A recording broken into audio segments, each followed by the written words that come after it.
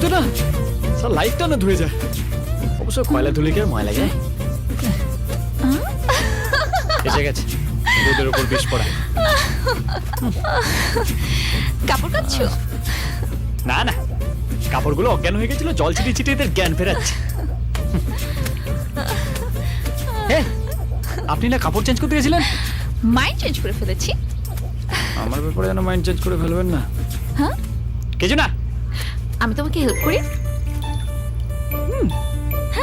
কম